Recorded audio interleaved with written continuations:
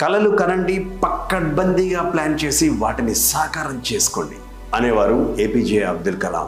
కలలంటే నిద్రపోయేటప్పుడు వచ్చేవి కాదండి, నిద్ర పట్టనివ్వకుండా చేసేవి కలలు.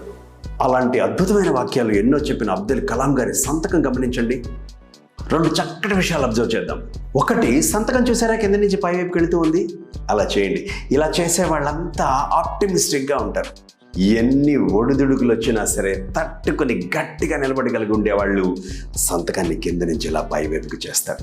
సంతకం కింద గీత గమనించారా ఎంత పెద్దగా ఉందో?